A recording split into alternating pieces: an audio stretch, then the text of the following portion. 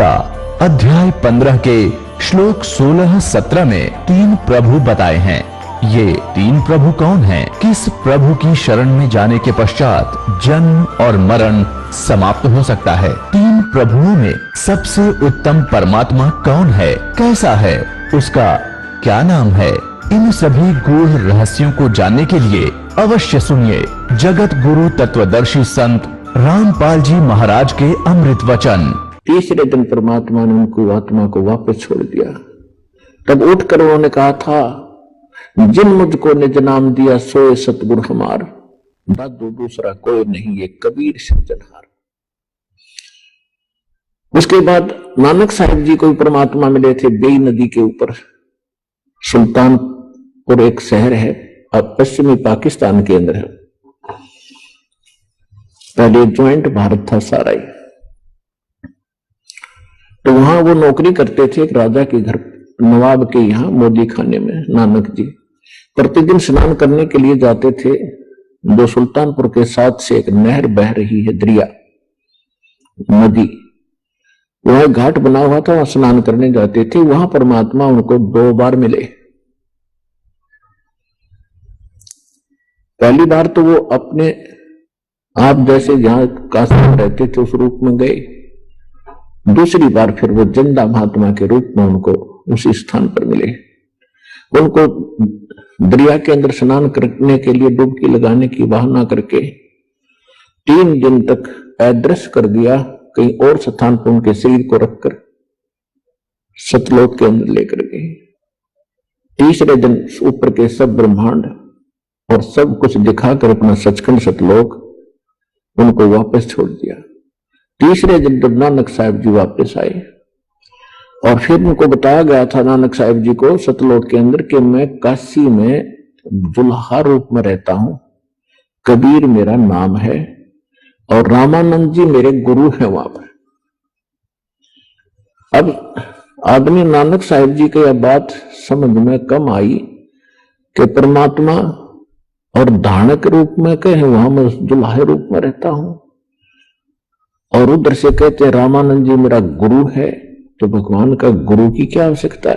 तो ये असमंजस के कारण जब वो वापस आए तो उन्होंने पहली उदासी यानी पहली यात्रा, उदासी मीन संसार से उदास होकर के, ये संसार उनको फिर नकली दिखाई दिया, ये अस्थायी स्थान दिखाई दिया, हमारा वास्तविक स्थान नहीं है।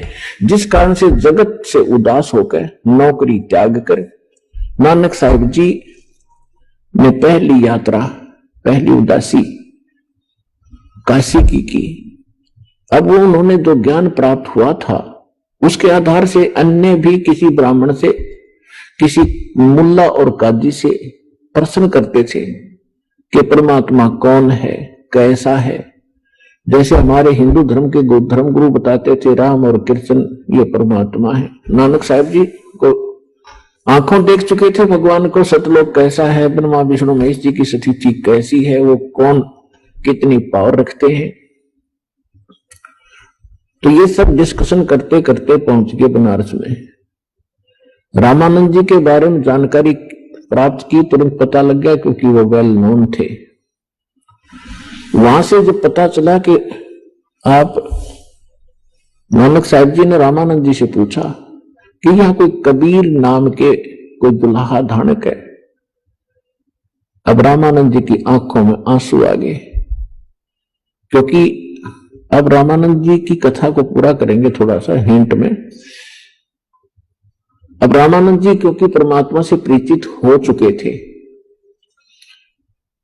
उनको, तो रामानंद जी ने एक सेवक भेज दिया नानक जी के साथ अपने आश्रम से, वहां जहां कभी परमात्मा बैठकर जुलाहे का काम कर रहे थे, खड्डी में कपड़ा बुने थे।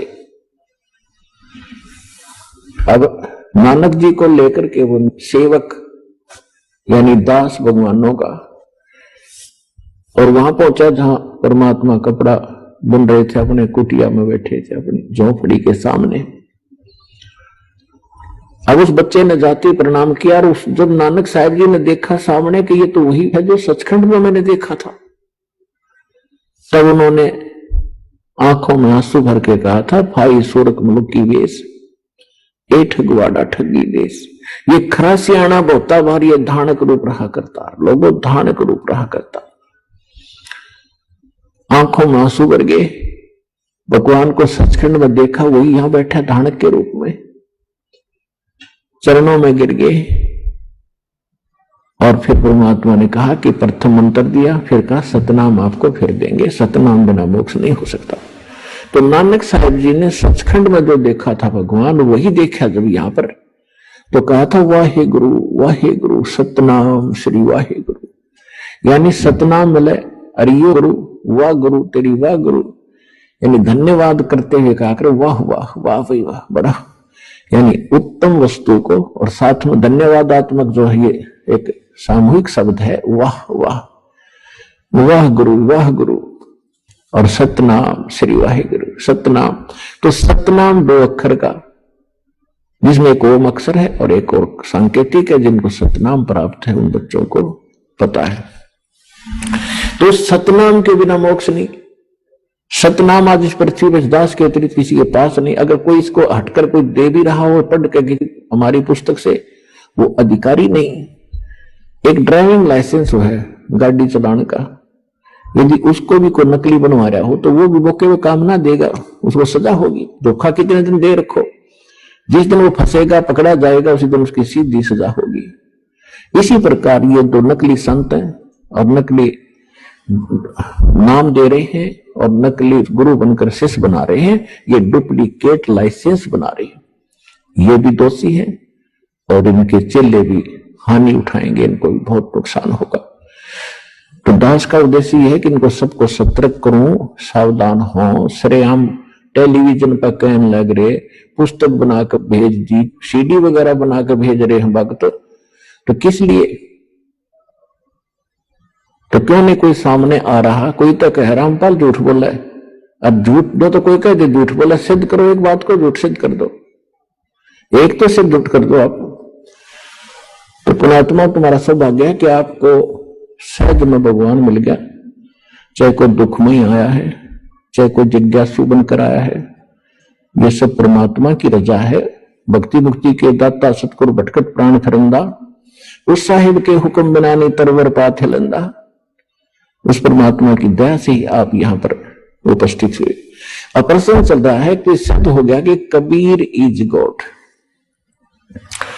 ये कबीर परमात्मा है। कौन कबीर? जो काशी में धानक रूप में 120 वर्ष रही थी। अब वो परमात्मा कहते सोचल छिद्र मैं करूं अपने जन के काज,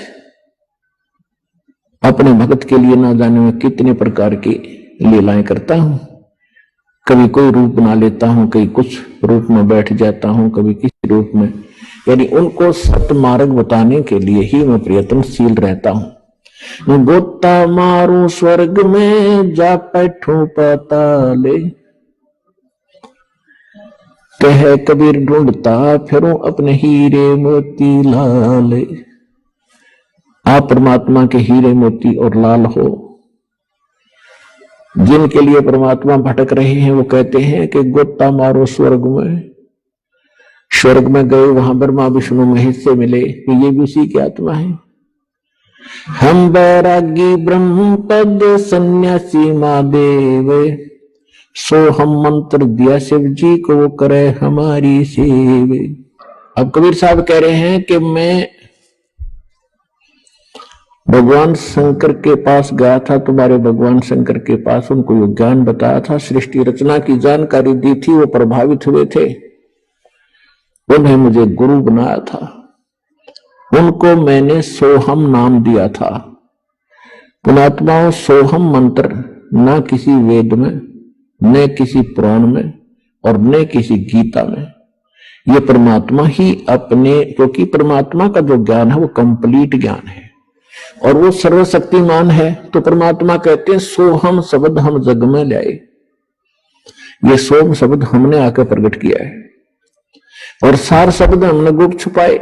सार शब्द तो अभी भी किसी के सामने नहीं दिया परमात्मा ने, इस दास पे कृपा करी या कुछ महापुरुष जो उनको सीधे मिले थे, आदरणीय धर्मदास साहिब जी, आदरणीय मुरुखदास साहिब जी, आदरणीय दादू साहिब जी, आदरणीय नानक साहिब जी, आदरणीय गरीबदास साहिब जी, गांव छुड़ानी, जिला झज्जर, हरियाणा वाले, आदरणीय घीसा दास साहिब जी, गांव खेकड़ा, जिला बागपत, उत्तर प्रदेश वाले, इन सब को परमात्मा सीधे मिले थे, सचखंड लेकर गए थे, सतलोक पर वापस छोड़ा था और इनको ये नाम दिए थे। लेकिन इनको प्रतिज्ञा दिला दी थी कि ये सतनाम भी किसी को नहीं बताना। धर्मदास मेरी लाख दुहाई, और ये सार नाम कई बार न जाई, मूल ज्ञान भी बार न जाई। एक स्थान पर कहा कि मूल ज्ञान बार ना जाई, फिर कहा कि सतनाम और सार नाम भी कई बार नहीं जाना चाहिए। देखो, स्पेयर पार्ट की एक दुकान होती है जिसमें सारे कलपुर्जे रखे होते हैं। अब उसमें रखे तो हैं पुर्जे, लेकिन वो पुर्जों को तो जानने वाला, उन पार्ट्स को जानने वाला इंजीनियर ही गाड़ी बना सकता है, या उसमें कोई डिफेक्ट गाड़ी में हो पुर्जा बदल सकता है, जिसको जानकारी है। तो परमात्मा ने आके ये मंत्र सोहम बता दिया था,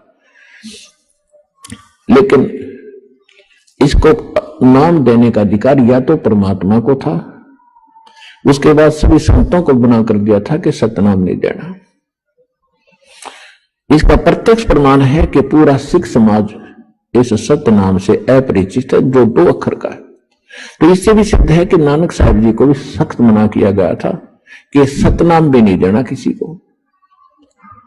अब इस दास पर रजा करी है परमात्मा ने कि पूरे विश्व को सतनाम दिया जाएगा, जो शरण में आवेगा, मर्यादा में रहेगा, सकल सृष्टि प्रवानिक हुई। परमात्मा ने कहा कि पूरा विश्व नाम लेगा और सतनाम का घर घर उच्चारण होगा, जाप किया करेंगे। ये इसलिए छुपा के रखा था।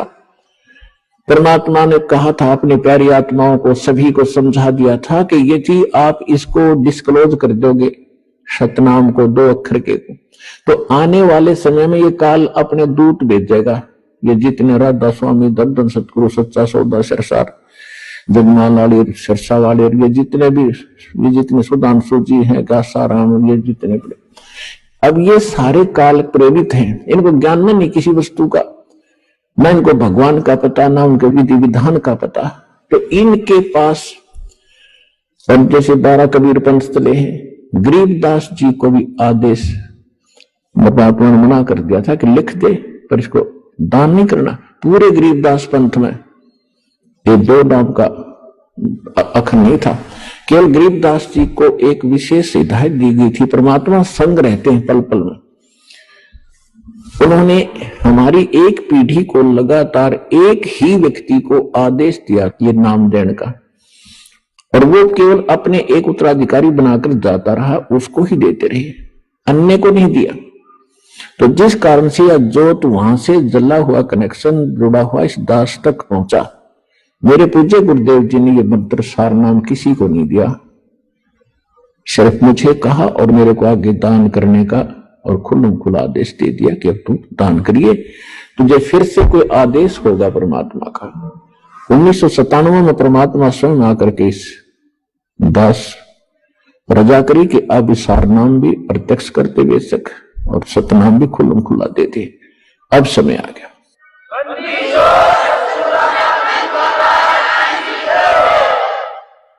तो पुणात्माओं, ये इतना सीक्रेट था, पूरे सिख समाज में इसकी भनक नहीं। सतनाम क्या, हर सभी गुण गाते हैं, वाहे गुरु सतनाम, वाहे गुरु सतनाम, वाहे गुरु सतनाम। न सतनाम का पता, क्योंकि नानक साहब जो सतनाम का जाप करते थे 2 अक्षर के मंत्र का, लेकिन आगे नहीं दिया उन्होंने, क्योंकि पक्के भगत थे। उनको मालूम था कि बहुत बड़ी हानि हो जाएगी जब काल के दूतों का यथार्थ ज्ञान और यथार्थ भक्ति मंत्र हाथ लग गया था। जिस कारण से आज दास आपको भिन्नता बता रहा है, सारा ज्ञान समझा रहा है, प्रमाण दिखा रहा है, और अन्य संत क्या मंत्र देते हैं वो भी बता रहा है। और यहाँ आने वाले भक्त भी बताते हैं कि वो उन्होंने ये मंत्र हमें दान किए, जो किसी भी संत या किसी ग्रंथ में प्रमाणित नहीं है। उनको कहते हैं मनमाना आचरण।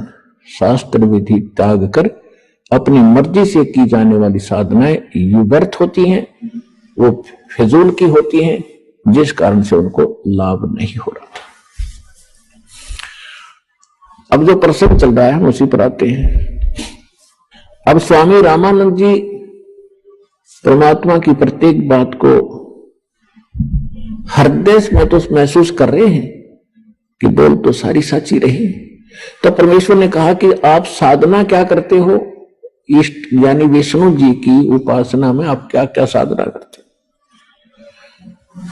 स्वामी रामानंद जी ने बताया कि ओम नमो भगवते वासुदेवाय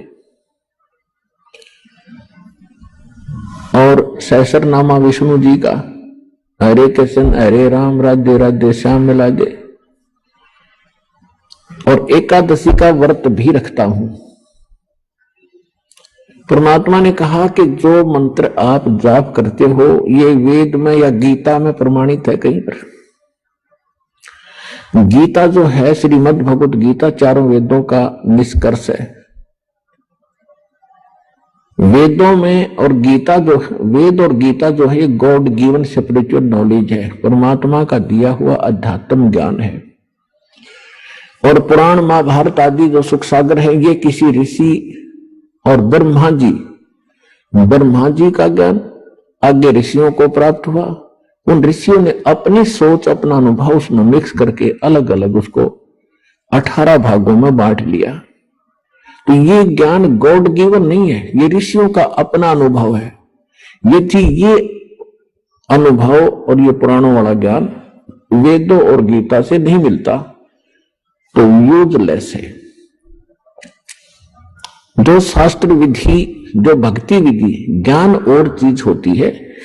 पुराणों में जो ज्ञान है वो तो उन सत्र का है कि उसने ऐसा किया, उसने ऐसा किया, उसके इतने पुत्र थे, वो ऋषि था, वो राजा था, ये इस तरह के ज्ञान है।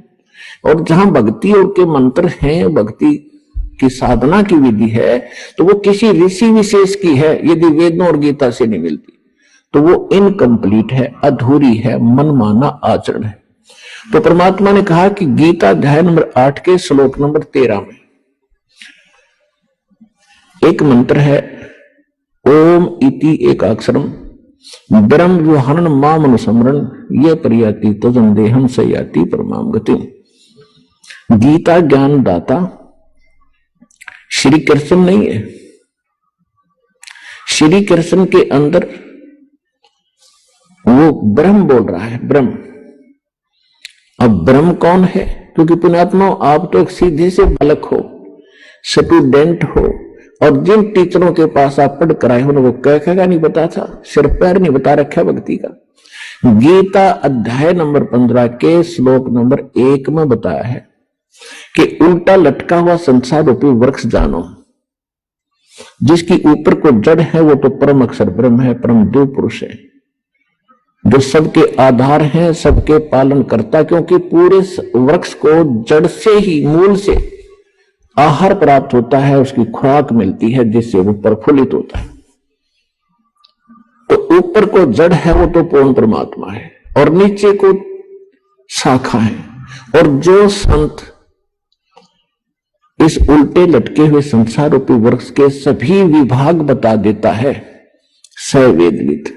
तो ये 600 वर्ष पहले परमात्मा ने स्वयं ये लीला की थी, एक सतगुरु की, एक तत्वदर्शी संत की। उन्होंने 600 वर्ष पहले कहा था अक्षर पुरुष एक पेड़ है, सर पुरुष वाकी डार। सर पुरुष कहते हैं ज्योत निरंजन काल को, ब्रह्म को।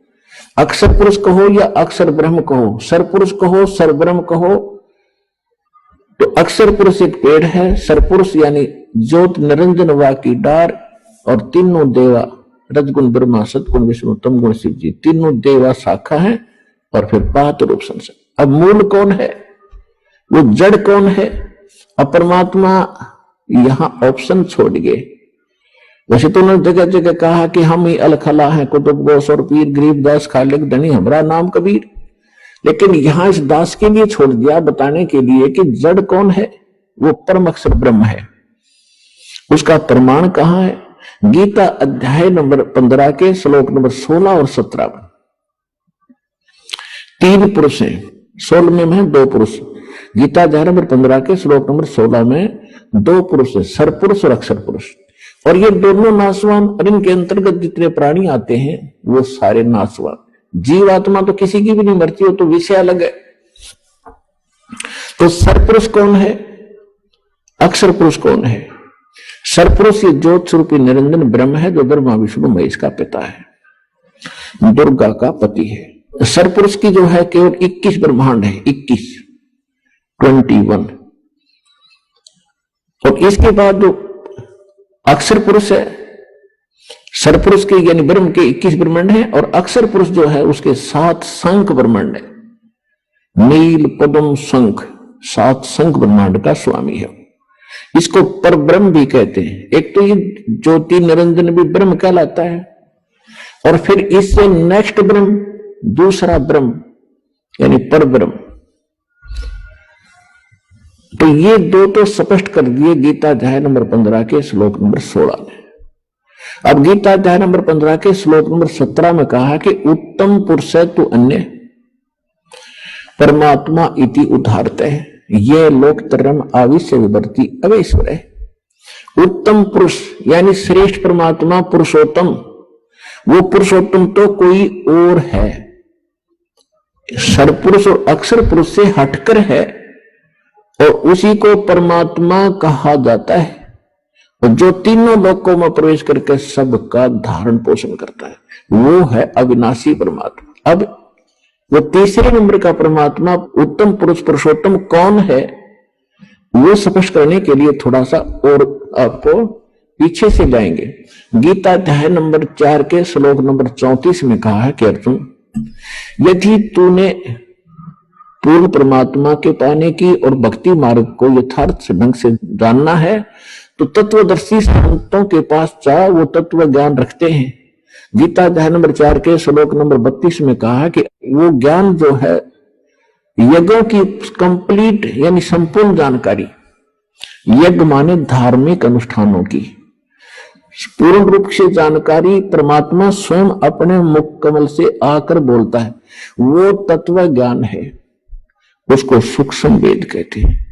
यहां अनुवादकर्ताओं ने गीता अध्याय नंबर 4 के श्लोक नंबर 32 में अनुवादकर्ताओं ने जहां इनकी बुद्धि स्लप करगी, फेल होगी, इन्होंने उल्टे अर्थ कर दिए।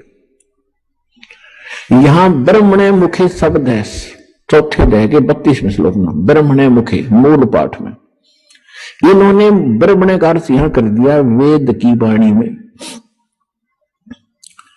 और गीता अध्याय नंबर 17 के श्लोक नंबर 23 में ये ब्रह्मणे शब्द है, ओम तत्सत इति निर्देश ब्रह्मणे त्रिविध समर्थ है। उसमें लिखा है कि ब्रह्मणे माने सच्चिदानंद घन ब्रह्म यानी पूर्ण परमात्मा के पाने के लिए 3 मंत्र के जाप का निर्देश है, ओम तत्सत। ये 3 पुरुष हैं, 3 भगवान है, 3 ब्रह्म है। एक सरपुरुष कहो, इसको सरब्रह्म कहो, दूसरा अक्षर पुरुष कहो, इसको अक्षर ब्रह्म कहो, और तीसरा, अब तीसरे को क्लियर करने दास जा रहा है। तो यहां 3 मंत्र हैं, ओम तत्सत। ओम तो ब्रह्म का और तत् ये परब्रह्म का, अक्षर पुरुष का, और सत्य है ये तीसरे परमात्मा का जो उत्तम पुरुष है तो अन्य उस परमात्मा का मंत्र है। ये कोड वर्ड है, तत् और सत्य ये सांकेतिक है, ओम सीधा डिक्लेयर है तो पहले से सार्वजनिक है।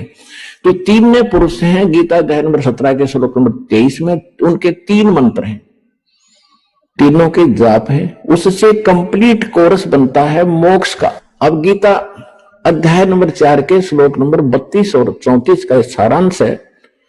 गीता ज्ञानदाता कहता है कि वो परमात्मा स्वयं अपने मुख कमल से यहां आकर अपने मुख कमल से जो ज्ञान देता है वो कंप्लीट स्पिरिचुअल नॉलेज है, वो पूर्ण अध्यात्म ज्ञान है और उसके अंदर यज्ञों की यानी धार्मिक अनुष्ठानों की जानकारी विस्तार से कही गई है।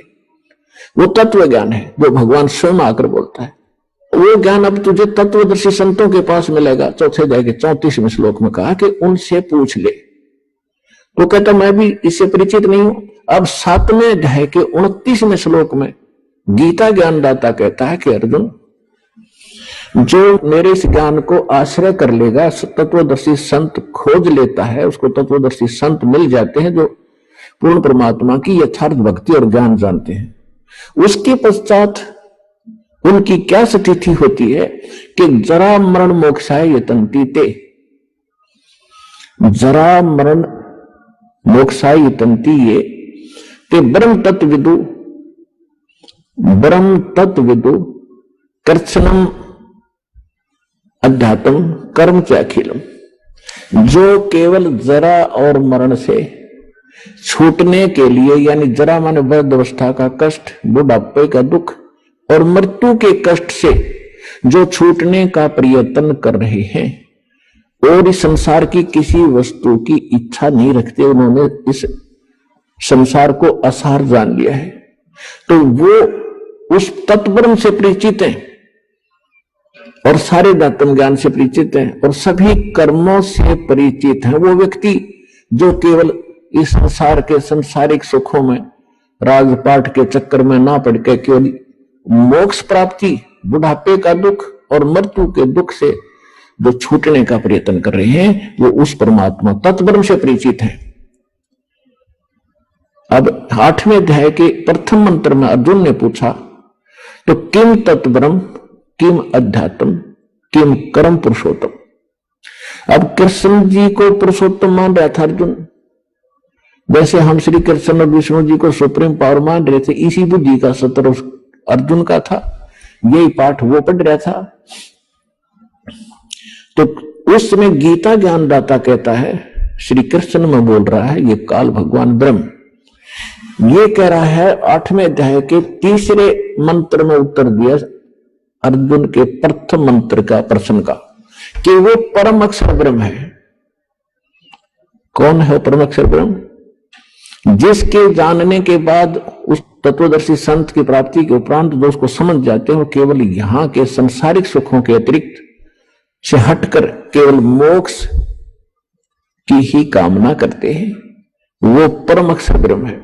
अब हम आते हैं 8वें अध्याय के 5 और 7 मंत्र में। गीता ज्ञानदाता कहता, अर्जुन मेरी भक्ति करेगा तो मुझे प्राप्त होगा, युद्ध भी कर, मेरा मंत्र है ओम नाम का बता दिया 8वें अध्याय के 13वें श्लोक में। ओम इति एकाक्षरम ब्रह्म व्यवहारण माम अनुसमरण ये प्रयाति तदंदेहम सयाति परमाम गति। मुझ ब्रह्म का केवल एक ओम मंत्र है, इसकी जो आखिरी सांस तक भक्ति करता रहेगा तो मेरे वाले ओम नाम से मिलने वाली जो राहत है वो मिलेगी तुझे, इतनी गति तेरी हो जाएगी। लेकिन युद्ध करना पड़ेगा, युद्ध भी कर, मेरा सेवन भी कर। 8वें अध्याय के 5 और 7 श्लोक में अपने आत्मा जहां युद्ध करना है वह शांति कहा। गीता अध्याय नंबर 18 के श्लोक नंबर 62 में कहा कि उस परमेश्वर की शरण में जा तो सर्वभाव से, उसकी कृपा से तो परम शांति को, सनातन परम धाम को प्राप्त होगा। गीता ज्ञानदाता अपने आप बताता है 2रे अध्याय के 12वें श्लोक में, 4थे अध्याय के 5 और 9 श्लोक में, 10वें अध्याय के 2रे श्लोक में, अर्जुन तेरे और मेरे बहुत जन्म हो लिए, तू नहीं जानता मैं जानता। इससे सीधा कि जन्म मृत्यु श्री कृष्ण में बोल रहा है, जो भगवान तुम श्री कृष्ण ही मान रहे हो स्वामी जी, तो श्री कृष्ण जी भी जन्म मृत्यु में कहता है। गीता ज्ञानदाता सुन कहता मेरी जन्म मृत्यु होती है। तो जब तक जन्म मृत्यु है तो शांति कहां? गीता अध्याय नंबर 15 के श्लोक नंबर 4 में कहा कि तत्वदर्शी संत की प्राप्ति के उपरांत परमेश्वर के उस परम पद की खोज करनी चाहिए, जहां जाने के बाद साधक फिर लौटकर कभी संसार में नहीं आते, उनकी कभी जन्म मृत्यु नहीं होती और केवल उस परमात्मा की भक्ति को और सब त्याग दो जिसने सब ब्रह्मांडों की रचना की है। अब गीता ज्ञानदाता तो कह रहा स्वामी जी कि किसी और परमात्मा है, उसकी साधना करने से जन्म मृत्यु कभी नहीं होती, और आप स्वयं स्वीकार कर रहे हो कि मैं स्वर्ग जाऊंगा फिर पता नहीं कहां जन्म होगा, तो ये खाक साधना है। फिर क्या समझा आपने सदग्रंथों को, क्या समझा आपने श्रीमद् भगवत गीता को? अब 5 वर्ष का बालक ऐसा मुंह तोड़ जवाब दे रहा है 104 साल के ब्राह्मण को। अहंकार अभिमान इस जीव का सबसे बड़ा दुश्मन है। लेकिन साधु संत भक्त से कहीं भी जन्मे हो, चाहे वो राजा हो या रंक, उनमें तड़फ न्यारी होती है। समय आने पर वो सब त्याग देते हैं जिनके शुभ लक्षण होते हैं, जिनके शुभ संस्कार अधिक होते हैं। अब स्वामी जी सुन रहे हैं, अंदर कलेजा छिल रहा है, ऊपर से ब्राह्मण बने बैठे हैं। अभी अब परमात्मा आगे बता रहे हैं। गीता अध्याय नंबर 15 के श्लोक नंबर 16 और 17 में जो 3 पुरुष बताए, सरपुरुष अक्षर पुरुष, ये 16वें श्लोक में बता दिया। 17वें में उत्तम पुरुष तो अन्य परमात्मा की उदाहरत है, यह लोक धर्म अविश्य विवर्ती अवैश्वर है। अब गीता अध्याय नंबर 15 के श्लोक नंबर 1 से इसका लिंक है। ऊपर को जड़ और नीचे को तीनों गुण रूपी शाखा वाला ये उल्टा लटका हुआ संसार रूपी वृक्ष है, जिसकी ऊपर को जड़ है वो तो पूर्ण परमात्मा है और नीचे को तीनों गुण रजगुण ब्रह्मा सदगुण विष्णु तमोगुण शिव जी रूपी शाखा है। तो परमात्मा ने स्वयं आकर बताया था कि अक्षर पुरुष एक पेड़ है, सरपुरुष यानी ज्योति निरंजन की डार और तीनों देवा शाखा है, ये पात्र रूप संसार। अब ये दास बता रहा है कि जो जड़ है वो परम अक्षर ब्रह्म है। गीता अध्याय नंबर 8 के श्लोक नंबर 3 वाला वो परम अक्षर ब्रह्म है। वो परम अक्षर पुरुष कहो, परम अक्षर ब्रह्म कहो। और गीता अध्याय नंबर 15 के श्लोक नंबर अब 17 पर आते हैं। उत्तम पुरुष तो अन्य परमात्मा इति उदाहरते है, यह लोक तरम अविष विवर्ती अवेश्वर। उत्तम पुरुष पुरुषोत्तम यानी श्रेष्ठ भगवान जिसको परमात्मा कह सकते हैं, कहा जाता है, जो वास्तव में अविनाशी है, जो सबका धारण पोषण करता है, सबके तीनों लोकों में प्रवेश करके सबका धारण पोषण करता है, वो अविनाशी परमात्मा है। वो परम अक्षर ब्रह्म है। वो संसार रूपी वृक्ष की जड़ है जिससे सबकी परवरिश होती है। पूरे वृक्ष की परवरिश जड़ से होती है, मूल से होती है। तो वो परम अक्षर ब्रह्म जो है वो जड़ है पूरे संसार की, वो परम अक्षर ब्रह्म है। गीता अध्याय नंबर 18 के श्लोक 62 में जिसके विषय में कहा है कि अर्जुन तो सर्वभाव से उस परमेश्वर की शरण में जा, उसकी कृपा से तो परम शांति को और सनातन परम धाम को प्राप्त होगा। तो यहां गीता अध्याय नंबर 8 के श्लोक 5 और 7 में गीता ज्ञानदाता ने अपने विषय बता दिया कि भक्ति भी कर, युद्ध भी कर, जन्म मृत्यु तेरी भी रहेगी, मेरी भी रहेगी। तो गीता ज्ञानदाता के पास वो कंप्लीट कोर्स नहीं है जिससे जन्म मृत्यु उसकी कट सके और उसके उपासक की कट सके। स्पष्ट कर दिया। अब वो कहता है कि उसके लिए तत्वदर्शी संतों ने खोज ले। तो इस विश्व में आज तत्वदर्शी संत रामपाल दास है, जिला हिसार, हरियाणा।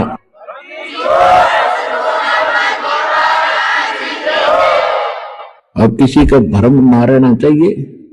देखो, एक 1000 का नोट है, उस पर लिखा है कि मैं धारक को 1000 रुपए देने का वायदा करता हूं। दास पर लिखा नहीं है, दास बोल सकता है कि मैं उपासक को सर्व सुख और पूरा कंप्लीट मोक्ष देने का वायदा करता हूं जब नियम रहोगे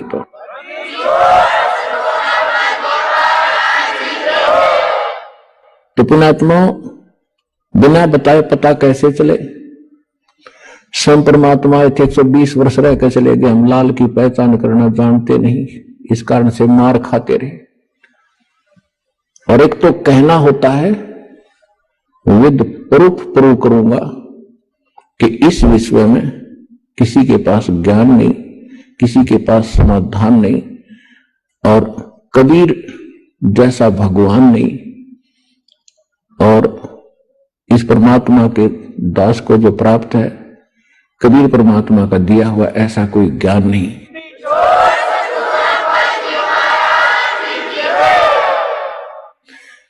अब जो प्रश्न चल रहा है कि गीता ज्ञान दाता भी जन्म मृत्यु में, उसका उपासक भी जन्म मृत्यु में, इसलिए गीता अध्याय नंबर 7 के श्लोक नंबर 12 से लेकर 15 में गीता ज्ञानदाता कहता है कि अर्जुन, इस 7वें अध्याय में आपको ऐसा ज्ञान बता दूंगा कि फिर कुछ भी जानना शेष नहीं रहेगा।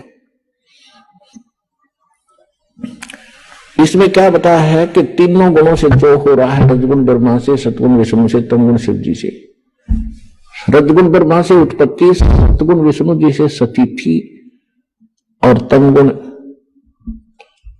शंकर जी से संहार दोहरा। इसका निमित्त कारण मैं ही हूं। आप प्रसंग थोड़ा सा रह गया बीच में। गीता अध्याय नंबर 8 के श्लोक नंबर 5 और 7 में गीता ज्ञानदाता ने अपनी साधना बता दी और अपनी परिस्थिति बता दी सारी, कि मुझे प्राप्त होगा, ओम नाम का जाप करेगा, युद्ध तो करना पड़ेगा। फिर 8वें अध्याय के 8, 9, 10 श्लोक में कहा है कि अर्जुन जो उस परम अक्षर ब्रह्म की भक्ति करते हैं, उस परम दिव्य पुरुष परमात्मा परम अक्षर ब्रह्म सच्चिदानंद घन ब्रह्म की जो भक्ति करते हैं, जो उत्तम पुरुषत्व अन्य है, उसकी भक्ति जो करते हैं वो भक्ति की कमाई के बल से, भक्ति की शक्ति से, योग बल से, योग माने भक्ति साधना। योग का अर्थ ये नहीं है कि आसन पद्म लगाकर बैठ जाए आंखें बंद करके या ऊपर न पैर कर लिए अटपट, ये योग नहीं है। योग का अर्थ होता है जोड़, तो आत्मा का परमात्मा से मिलन करना, ये भक्ति क्रम कहलाता है। तो योग माने भक्ति भी होती है कि भक्ति योग के बल से, साधना के बल से, भक्ति की कमाई की शक्ति से उस परमात्मा के पास चला जाता है और मेरी साधना करने वाला मुझे प्राप्त होता है।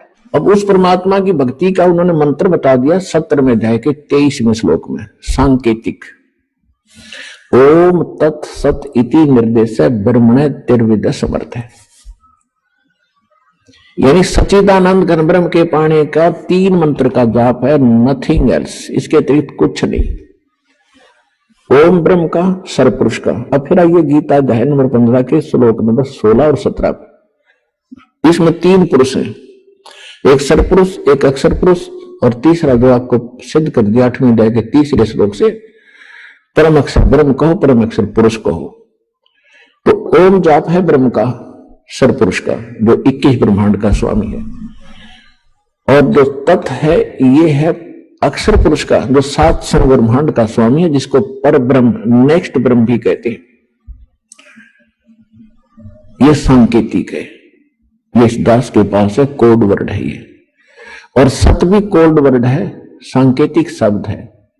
ये है परम अक्षर ब्रह्म के मंत्र जाप करने का। इसको सार शब्द भी कहते हैं, इसको सार नाम भी कहते हैं, इसको सार शब्द कहते हैं, आदि नाम कहते हैं, इसको विधि नाम भी कहते हैं। वो मंत्र हटके है, ये सत नहीं है, ये कोड वर्ड है। तो इस प्रकार वो तीसरा जो मंत्र है वो सार नाम है, उसको आदि नाम, आदि विधेय नाम और सार शब्द भी कहते हैं।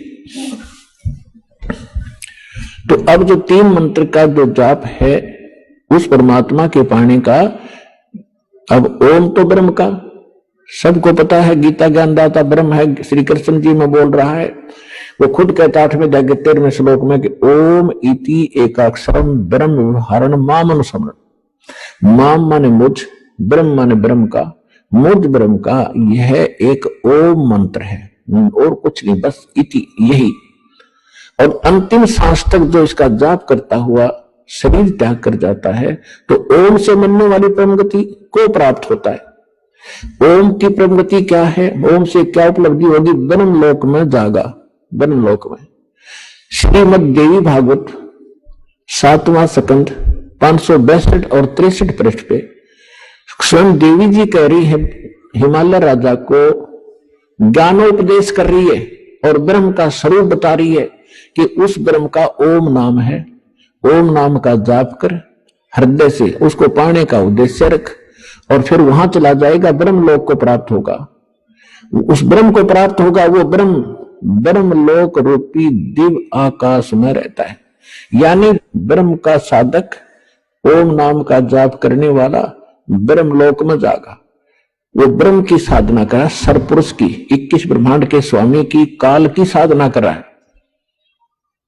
गीता अध्याय नंबर 8 के श्लोक नंबर 16 में कहा है कि ब्रह्म लोक में गए हुए प्राणी भी पुनरावृत्ति में उनकी जन्म मृत्यु सदा बनी रहेगी। वो ये स्पष्ट कर ही चुका है कि अर्जुन तेरे और मेरे बहुत जन्म हो चुके, तू नहीं जानता, मैं जानता हूं। अपन आत्माओं, अब आमवर दोगे, हम पढ़ने लगे जब हमारी एज के तकरीबन शिक्षित हैं, और नहीं तो आजकल अक्षर ज्ञान वैसे भी करा दिया बुड्ढों को सरकार ने प्रौढ़ शिक्षा के माध्यम से, और आज 90% बल्कि 95% बच्चे इंटेलिजेंट हो चुके हैं। अब दास आपको ये सदग्रंथ पढ़ा रहा है, आप समझने योग्य बनाए भगवान ने पहले, और फिर ये ऐसे इंस्ट्रूमेंट दिए, टीवी चैनल परमात्मा ने बनवाए, इंटरनेट बनवाया, प्रोजेक्टर बनवाए, और ये इलेक्ट्रॉनिक मीडिया मालिक ने दिया। अभी तक तो ये मीडिया वाले इसका दुरुपयोग कर रहे हैं भगवान की दी हुई वस्तु का।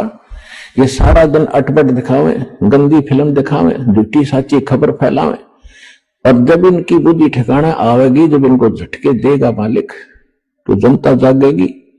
सुबह उठते हैं बकवास दिखावे टीवी में, सामने सो जाओ बकवास देखे, राम नाम का कि तो जिक्र नहीं। ये संसार बिगाड़ दिया, सभ्यता खराब कर दी इन्होंने। तो अब धीरे धीरे लोग उन पर प्रेशर देंगे, बकवास बंद करो और बढ़िया बात भगवान की चलाओ, बच्चों का भी भविष्य उज्जवल हो और हमें भी चैन की सांस आवे। एक तो राम नाम की कथा सुने, सुबह उठते हैं किसी टीवी चैनल पे और सुनते हैं तो अन्य नकलियों की अटपट बक बक, सिर ना पैर उनका, ना कोई परमात्मा की कथा, परमात्मा की वाणी सुन ले तो हरदम कसक होती है। ये सारा दिन अटपट कर सैकड़ों संत, सैकड़ों चैनल बना दिए। तो जब तक आत्मा को उसका असली आहार नहीं मिलेगा, या उठ नहीं सकती, उभर नहीं सकती, और वो उभारने का तरीका परमात्मा की वो वाणी सूक्ष्म वेद वाली इसको मिले, और वो उस वाणी का फिर बोलने वाला अधिकारी हो। आम व्यक्ति भी इस वाणी में सुनाए जा, उसका असर नहीं हो सकता। उदाहरण के लिए जैसे एक राजा था, उसकी रानी धार्मिक थी, गुरु बना रखा था, उसने पता था गुरु बन मोक्ष नहीं होता, पिछले संस्कार थे। राजा इस बात का विरोधी था कि गुरु बनाने की क्या आवश्यकता, भक्ति घर पे भी कर सकते हैं, गुरु से उपदेश लेना क्या जरूरी है। लेकिन वो अपनी पत्नी को विवश नहीं कर सकता था, कुछ धार्मिकता उसके अंदर भी शेष थी। तो उसने एक दिन अपनी पत्नी से कहा कि मैं आपके गुरुजी से दो बात करूंगा, मेरे प्रश्न का उत्तर देगा वो। उसकी पत्नी ने कहा कि सब बच्चा से बात करिए मेरे गुरुजी से, आपको सब उत्तर देंगे। उसके साथ उनके आश्रम में चले गए अपनी पत्नी के साथ। अब राजा ने जाते प्रश्न किया कि महाराज, आप जो जनता को भ्रमित कर रहे हो कि गुरु नाम दे तभी बात बने, राम राम तो घर बैठ के भी कर ले, कोई कर ले, इसमें क्या क्या दिक्कत आती है। आप लोगों ने तो अपनी रोजी का जीविका बना रखी है दुनिया को भ्रमित करके। अपने आत्माओं परमात्मा जगह जगह आते रहते हैं, अपनी प्यारी आत्माओं को समझाते रहे हैं। कहीं भी जाकर किसी साधु संत के रूप में कुछ दिन रहते थे, फिर चले जाते थे। वहां जो पुण्य आत्मा होती थी वो आ जाती थी, उनसे आशीर्वाद से धर्म पुण्य करवाकर उनको चार्ज कर जाते थे। इस समय के लिए वो भक्ति को जीवित रखना चाहते थे। तो परमात्मा यानी उस संत जी ने कहा कि राजन, एक विस्तार के साथ आपको बताना पड़ेगा। अब दो शब्दों में इसका उत्तर मैं दे नहीं सकता, और मुझे और भी बहुत भगत बैठे इनसे मिलना है। मैं कभी आपके घर आऊंगा तब इसका उत्तर दूंगा। राजा ने सोचा, और अच्छा वहां आराम से इसका मगज चाटूंगा, वहां जाएगा तो अच्छी बात है, ठीक है जी। समय बता दिया कि उस दिन आऊंगा, तीसरे दिन, और इस समय आऊंगा। अब राजा इंतजार कर रहा था, और रास्ते में पहरेदारों उन जो खड़े थे सैनिक अंगरक्षक, उनको बोल दिया था कि साधु आएंगे, उनको आने देना, रोकना नहीं। स्वयं सिंहासन पर विराजमान होकर बैठा था, सामने आसपास मंत्री खड़े थे, सैनिक अंगरक्षक खड़े थे राजा के। अब जो ही संत जी वहां राजा के पास पहुंचे, वहां सैनिक खड़े थे, सिपाही खड़े थे। उन सिपाहियों से संत ने कहा कि इसे अरेस्ट कर लो, इसको गिरफ्तार करो। किसको? राजा को। राजा की तरफ संकेत कर रहा था कि सैनिकों इसे गिरफ्तार करो। एक बार कहा, राजा ने सोचा वैसे मजाक करें। दूसरी बार सीरियसली कहा तो राजा ने सोचा ये तो भी बकवाद कर रहा है। तो राजा ने कहा कि सैनिकों इसको अरेस्ट करो। इतना ही कहा था, सैनिकों ने, सिपाहियों ने उस महात्मा को चारों तरफ से जकड़ लिया। अगले आदेश की इंतजार कर रहे थे कि इसका क्या करें। तब संत जी ने कहा कि महाराज, आप राजन आए अतिथि का, साधु संत का सत्कार करा करते हैं, कैसे बेइज्जती किया करते हैं। तो राजा ने कहा कि आप बात ही कुछ ऐसी कर रहे हो जो ऐसे व्यक्ति को क्या सत्कार दिया जाए, आप क्या बकवास कर रहे हो। संत जी ने कहा, मैं आपके उस प्रश्न का उत्तर दे रहा हूं जो आपने परसों पूछा था मेरे आश्रम में जाके, कि गुरु जी की क्या आवश्यकता है, भक्ति तो खुद भी कर सकते हैं। राजा बोला ये खाक उतर दिया तो आप तो मेरी गद्दी पर कब्जा करना चाहते हो कि तेरी गद्दी को तो मैं थूकूंगी को नहीं। पर बात सुन ले, मैं वो बात बताना चाहता था कि जैसे आज आपके वर्ड में पावर है, आपके शब्द में शक्ति है। मैंने वही शब्द बोला कि इसे अरेस्ट करो, गिरफ्तार करो, ये सैनिक टस से मस नहीं हुए, और आपने वही शब्द बोले इसे गिरफ्तार करो, इन्होंने एक सेकंड की देर नहीं करी, तुरंत गति में आगे। इसी प्रकार संत की शब्द में शक्ति होती है। जो वचन वाणी सत्संग वो करेंगे उससे तुरंत असर होता है, उसको आम आदमी बकता रहो उससे कोई असर नहीं होगा। और यही कारण रहा कि आज तक इन महापुरुषों की वाणी ग्रंथ बनाकर भी लोग जाप करते रहे, इसका पाठ भी करते रहे। कबीर साहब के कबीर सागर से मूल पाठ बनाकर संध्या सुबह दोपहर शाम करते रहे, उनसे असर नहीं हुआ, क्योंकि वो अधिकारी के मुख से नहीं प्राप्त था, आदेश नहीं था। तो अब इस दास को परमात्मा ने भेजा है आपके लिए अधिकारी बनाकर और complete in all respect course देकर, और अब आपका पूरे विश्व का कल्याण हो सकता है जो शरण में आकर भक्ति करोगे।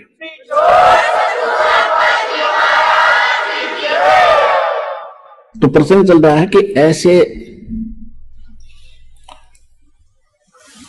इस दास से प्राप्त मंत्र के लेने से फिर आपको विशेष लाभ होगा, और तभी ये आपकी भक्ति और आपके रोग, आपके संकट, आपके निवारण होंगे। करेगा भगवान, कबीर साहब करेंगे, लेकिन नियमत आज इस दास को बना रखा है।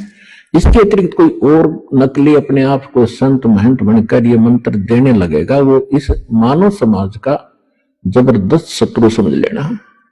अपना जीवन नाश करेगा और 10, 20, 100, 200 नोट डुबो देगा। तो ऐसे व्यक्तियों से भी आपने सतर्क रहना है। अधिकारी के बिना कोई भी सिंपल आप देख लो, अपने रोज प्रतिदिन के जीवन में देख लो, अनधिकारी से कोई भी आपका सर्टिफिकेट भी अटेस्टेड है, वो भी कामयाब ना करे, वो भी काम नहीं दे। और हम तो एक इतने अनमोल जीवन के साथ सौदा कर रहे हैं, और इसको ऐसे सहज में ले रखा हमने, क्योंकि हम इससे परिचित नहीं है। हम इसी प्रसंग पर आते हैं कि गीता अध्याय नंबर 8 के श्लोक नंबर 16 में कहा है कि ब्रह्मलोक में गए हुए प्राणी भी फिर जन्म मृत्यु में आते हैं, उनका मोक्ष नहीं होता। तो इतनी सिद्ध हुआ कि गीता ज्ञान दाता की भक्ति करने वाला जो ओम नाम के जाप को सर्वश्रेष्ठ मानकर आज तक ये ऋषि में ऋषि मानते रहे, ओम नाम सबसे बड़ा, इससे बड़ा ना कोई, ओम नाम का जाप करे तो शुद्ध आत्मा हुए। हमने ये लोक वेद सुन रखी थी, दंत कथा, और उसी पर आरूढ़ थे। अब ओम तो बहुत निम्न सत्र का जाप है इस मोक्ष मार्ग में, लेकिन ये व्यर्थ नहीं है। कई नकली कबीरपंथी कहते हैं कि हम न तो ओम जाप की सलाह देते, न सोहम की देते, ये तो काल के जाप हैं। और जाप क्या देते हैं? सतनाम सतगुरु, या 5 नाम देते हैं, अजर नाम, अमी नाम, अमर नाम, पातल सिंधु नाम, जी हंस का काम। ये तो पूरी आरती घोट रखी है, ये कोई मंत्र है? तो पुण्यात्मा, जब तक संत नहीं मिलेगा, सतगुरु नहीं मिलेगा, जीव कल्याण नहीं हो सकता। अब 17वें अध्याय के 23वें श्लोक में स्पष्ट करी थी गीता ज्ञानदाता ने कि उस सच्चिदानंद घन ब्रह्म के पाने के लिए 3 मंत्र के जाप का विधान है, उसका निर्देश है।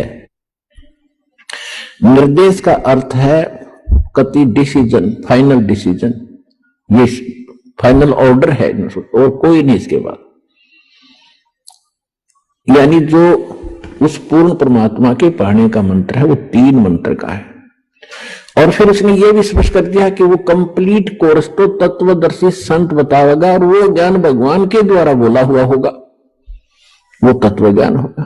तो उस कंप्लीट कोर्स में, वो कंप्लीट कोर्स परमात्मा ने सुन दिया था कबीर सागर में। तो कबीर सागर में इन कबीर पंथियों ने वो नाम डिस्टर्ब कर दिए कुछ, ये जान करके ये तो काल के जाप हैं, हम नहीं करेंगे। अब परमात्मा ने मालूम था काल हमारे यहाँ कहाँ गड़बड़ करेगा, तो आदरणीय गरीबदास साहिब जी के द्वारा दोबारा वो वाणी ज्यों की त्यों कंप्लीट कोर्स उनके माध्यम से फिर बुलवा दिया। और 600 वर्ष पहले पालक ने धर्मदास जी से कहा था कि जब बर्मा पंथ चलेगा गरीबदास वाला, उसके गरीबदास जी के माध्यम से मेरी महिमा की वाणी पुनः प्रकट होगी, और फिर उस बर्मा पंथ जो गरीबदास जी का चल पड़ा होगा उसमें चलकर मैं स्वयं आऊंगा और पूरे विश्व का कल्याण करूंगा। तब तक इन मूल मंत्रों को छुपा के रखना। तो ये दास भेज रखे हो गरीबदास पंथ में, जब ना समझ में आओ तो दास बता दे आपको।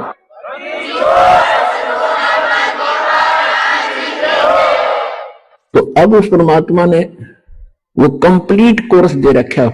प्रथम आपको 7 मंत्र दिए जाते, पहले मालिक ने ये 5 नाम दिए थे।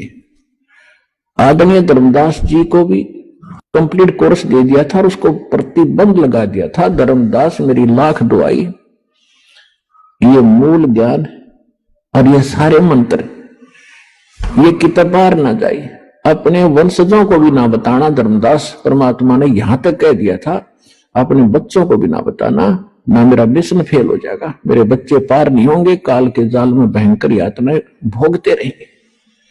जब धर्मदास जी को चिंता बनी, एक क्योंकि वृद्ध अवस्था हो गई थी, 100 से ऊपर आयु हो गई थी, तब उसने परमात्मा से कहा कि भगवान आपने प्रतिबंध लगा दिया, जो मंत्र आपने मुझे दिए हैं इसके बिना मोक्ष नहीं हो सकता। आइए अब हम उन श्रद्धालुओं के अनुभव जानते हैं जो जगत गुरु तत्वदर्शी संत रामपाल जी महाराज जी से दीक्षा प्राप्त कर चुके हैं तथा उनके द्वारा बताए गए भक्ति मार्ग पर चल रहे हैं। नमस्कार सर। सर सर क्या नाम है आपका? सर रामू मिश्रा नाम है मेरा। सर कहाँ से आए आप? सर मैं गांव पंचदेवरी, तहसील महसी, जिला बहराइच, स्टेट यूपी का रहने वाला हूँ। प्रेजेंट में यहाँ एलएनजे डेराबशी में मैं कंपनी में काम कर रहा हूँ। सर संत रामपाल जी महाराज की शरण में कैसे आए आप? सर मेरी कंपनी में एक प्राइवेट सिक्योरिटी भी लगी हुई है, चित्रा सिक्योरिटी, तो उसमें एक गार्ड था, तो वो संत रामपाल जी महाराज की बुक लेके आया हुआ था, तो उस बुक को मैंने पढ़ा उससे लेके, तो गुरु जी का जो ज्ञान है वो अद्वितीय है। परमात्मा का ज्ञान समझने के बाद में संत रामपाल जी महाराज की शरण में आए। सर संत रामपाल जी महाराज की शरण में आने से पहले आप क्या भक्ति करते थे? हाँ जी, हिंदू धर्म में प्रचलित सभी साधनाएं करते थे, बृहस्पतिवार व्रत रखना और नवरात्रे रखना, यही सब साधनाएं हम किया करते थे पहले। सर जैसा कि आपने बताया कि पहले आप देवी देवताओं की पूजा करते थे, व्रत आदि भी करते थे, जैसे कि हिंदू समाज में प्रचलित है, और फिर आपने संत रामपाल जी महाराज से नाम दीक्षा लेने के बाद वो सभी पूजाएं छोड़ दी, तो सर क्या संत रामपाल जी महाराज देवी देवताओं की भक्ति छुड़वाते हैं? नहीं, संत रामपाल जी महाराज किसी देवी देवता की निंदा नहीं की है। संत रामपाल जी महाराज तो सभी देवी देवताओं की सच्ची भक्ति बताई है, सतमंत्र बताए, उनके जो रियल साधना है वो संत रामपाल जी महाराज ने बताई है। हम जो पीछे साधनाएं कर रहे थे उन साधनाओं को करते करते हमें कोई लाभ नहीं था, हम बिल्कुल कंडम हुए पड़े थे। सर आपको संत रामपाल जी महाराज से नाम दीक्षा लेने के बाद क्या क्या लाभ मिले? बहुत सारे अनेकों लाभ मिले हमारे को, हर प्रकार से शारीरिक लाभ मिले। जैसे कि हमारा 2005 में एक्सीडेंट हो गया था बाइक से, तो हमारे शरीर में सारे ज्वाइंट हिले हुए थे, हमारे सारे ज्वाइंटों में दर्द होता था और सोजिश भी आ जाया करती थी। तो ये 2012 तक हम ईएसआई हॉस्पिटल से अपना ट्रीटमेंट कराते रहे, जैसे यहाँ पे आए कंपनी में लगे, लंजर कंपनी में अपनी, तो यहाँ से भी अपना इलाज करवाते रहे, डॉक्टरों से भी दवाई से, मेडिकल से भी दवाई पकड़ते रहे, पीछे जो इलाज हुआ तो हुआ। उसके बाद हमारे को कोई राहत नहीं मिल रही थी, कहने का मतलब कि हम साधना जो कर रहे थे वो कर ही रहे थे और उससे हमारे को कोई जो शारीरिक प्रॉब्लम थी वो नहीं ठीक हो रही थी। संत रामपाल जी महाराज से जुड़ने के बाद 2012 में 7 जून 2012 में फिर हमारे को ऑटोमेटिक ये सारे सिस्टम और सारे लाभ अपने आप हो गए। आपको जो दर्द होता था क्या वो ठीक हो गया? ठीक हो गया मेरा, बिना दवाई के? बिना दवाई के। वो ना सोजिश हो रही है अब हमारे शरीर में कहीं भी, और चलने फिरने में कोई प्रॉब्लम नहीं हो रही। नहीं तो हमारे को ये जो जॉब है, हमारी सिक्योरिटी की जॉब है, इसमें अब हम शो भी नहीं कर सकते थे कि हमारे शरीर में ये प्रॉब्लम है, क्योंकि ये शो करे तो हमारे को भी कंपनी भी संदेह की निगाह से देखे कि ये शारीरिक रूप में अक्षम है। लेकिन परमात्मा की दया से आज की डेट में बिल्कुल टनाटन है, रेस जितनी मर्जी लगवा लो मेरे से। सर और क्या क्या लाभ मिले आपको? सर संत रामपाल जी महाराज की शरण में आने के बाद हमारे को 20वें दिन से ही लाभ स्टार्ट हो गया था, यानी कि 20 दिन भक्ति की, इसके बाद में हमारे को लाभ स्टार्ट हो गया। मेरी सिस्टर की मैरिज थी, तो वहां पे हम फैमिली के साथ गए हुए थे, तो वापस आ रहे थे 27 जून को वापस आ रहे थे, तो रास्ते में हम ट्रेन से वापस आ रहे थे तो मिसेज को लेबर पेन स्टार्ट हुआ, प्रेगनेंट मिसेज। तो हम कहे चलो इसको वापस छोड़ देते हैं घर पे, बाद में ले जाएंगे इसको। तो रास्ते में वापस उसको छोड़ने के लिए कहा हॉस्पिटल में चेक करा के छोड़ देंगे घर पे। तो रास्ते में ही ट्रेन में ही हमारे को प्रॉब्लम स्टार्ट हो गई और लेबर पेन स्टार्ट हो गया। तो वहां पे कोई डॉक्टर नहीं और कोई सिस्टम नहीं और ट्रेन चल रही है। तो परमात्मा को, संत रामपाल जी महाराज को याद किया और प्रार्थना की, परमात्मा आप ही डॉक्टर हो और आप ही हमारा ये मुसीबत से हमें निकाल सकते हो। तो परमात्मा ने हमारे को दिमाग दिया कि इसको बाथरूम में ले जा। तो हम उसको ले गए वहां पे, लेटरिन के अंदर ले गए। वहां पे ले गए तो परमात्मा ने ऐसे डिलीवरी करा दी कि जैसे डॉक्टरों ने कराई वो। और उसको कोई दर्द नहीं, जो पहले बहुत तड़प रही थी, दर्द के मारे पूरा चिल्ला रही थी वो। और फिर ऑटोमेटिक ही उसका दर्द शांत हो गया, लगा ऐसे इसको इंजेक्शन लगाया हो किसी ने, दर्द के टीके लगाए हुए। फिर उसको हम वहां से, फिर ट्रेन रुकी, अपने स्टेशन पे पहुंचे और लेके गए। जब हॉस्पिटल के सामने पहुंचे तो वहां पे दर्द स्टार्ट हुआ उसको। फिर ले जाके वहां पे हमने इलाज करवाया और ये लाभ हुआ। सबसे बड़ा लाभ ये हुआ परमात्मा का कि हमारे को वहां पे ट्रेन में, चलती ट्रेन में हमारा बचाव किया, नहीं तो वहां पे उसकी डेथ हो जानी थी। जो डॉक्टरों के अभाव में ऐसा हो जाता है। जो बच्चा हुआ हमारा वो पूरी तरह से स्वस्थ और उसको किसी चीज की प्रॉब्लम नहीं। सर एक और मैं अपना लाभ बताना चाहूंगा। सर कंपनी में एज ए सिक्योरिटी में ड्यूटी कर रहा हूँ। तो कंपनी में हमारे कबाड़ी लोग स्क्रैप लोड किए हुए थे। तो स्क्रैप लोड करके बेड करवाने के लिए हमारे को कंपनी ने भेजा कि आप कंडा करवा के लाओ, इसका बेड करवा के लाओ कि कितना माल लोड हुआ है। तो वहां पे हम बेड करवाने गए तो कबाड़ियों की नीयत में थोड़ा डिफरेंट आया। उन्होंने हमारे को खरीदना चाहा, रिश्वत देनी चाहिए, जो कि माल 8 टन था। और यहाँ पे कंपनी में उनसे बातचीत हुई थी जीएम के साथ कि कितना माल लोड हुआ। तो उसने आंकड़ा अपना बताया कि 3 टन हुआ है। तो वो सोच रहे थे जीएम को हम मैनेज कर ले जाएंगे 3 टन पे। तो वो 5 टन माल वो अपना खा जाना चाह रहे थे, हमारे से घूस दे के और हमारे से स्लिप चेंज करके। तो वहां पे वो हमारे को 20,000 रुपए दे रहे हैं। पहले 10 दे रहे हैं, फिर 20 दे रहे हैं, फिर यहाँ तक कि वो 50 तक रेडी हो जाते। लेकिन हमने उसको समझाया कि संत रामपाल जी महाराज ने हमें रिश्वत लेने से मना किया है, ये हमारे लिए रिश्वत लेना पाप है। तो ये आप भी ऐसा ना करो, हमारे लिए भी जहर है। तो ये चीज आगे हमने, उसने कहा कि फिर आगे सर हमारी लड़ाई करवाओगे जाके, आप कंपनी में बताओगे। हम कंपनी में नहीं बताते, आपका लड़ाई नहीं करवाते। फिर भी ये तेरे लिए भी जहर है, मेरे लिए भी जहर है। आगे जाओ, अपना पेमेंट करो और अपना गाड़ी ले जाओ अपनी पेमेंट करके। तो वहां पे फिर जाके वो हमारे को कंपनी में भी 5,000 रुपए पकड़ा रहा है, कह रहा है कि ये ले, आपने कुछ किया थोड़ो, ये हमारी तरफ से आपको गिफ्ट है। कहने बोलो कि ये अब हमारी तरफ से लोहड़ी है। उस दिन लोहड़ी वाला दिन था, 5,000 रुपए लोहड़ी गिफ्ट के तौर पे पकड़ा रहा है मेरे को। तो मैं कहा भाई साहब ये चीजें ठीक नहीं है। फिर उसको मैंने कंपनी, जो हमारा एसओ है सिक्योरिटी ऑफिसर, उसको फोन करके बुलाया साहब को कि सर जी ये ऐसे इन कबाड़ियों की नीयत ठिकाने पे नहीं है और ये गाड़ी आपकी लोड खड़ी है, इसको दोबारा से बेट करा लो। और ये ऐसे रास्ते में हमारे को ये घूस दे रहे थे।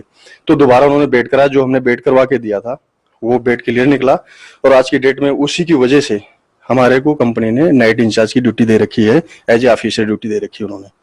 ये लाभ सबसे बड़ा हुआ कि गार्ड की जगह हटा के हमारी नाइट इंचार्ज की ड्यूटी लगा दी उन्होंने।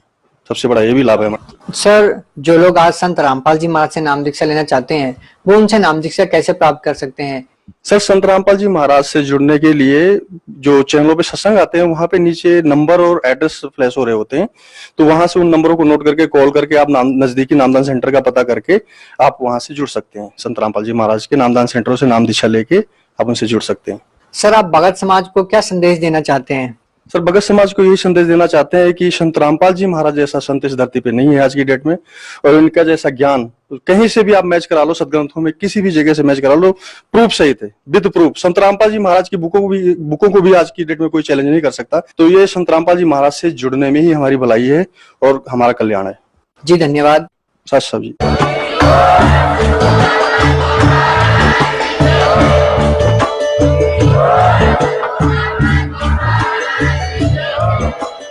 आप सुन रहे थे जगत गुरु तत्वदर्शी संत रामपाल जी महाराज जी के मंगल प्रवचन। अधिक जानकारी के लिए विजिट कीजिए हमारी वेबसाइट www.jagatgururampalji.org। संत रामपाल जी महाराज जी के शुभ आशीर्वाद से पूरे विश्व भर में 500 से भी ज्यादा नाम दीक्षा केंद्र हैं, जिन पर संत रामपाल जी महाराज जी द्वारा ऑनलाइन निःशुल्क नाम दीक्षा दी जा रही है। अपने नजदीक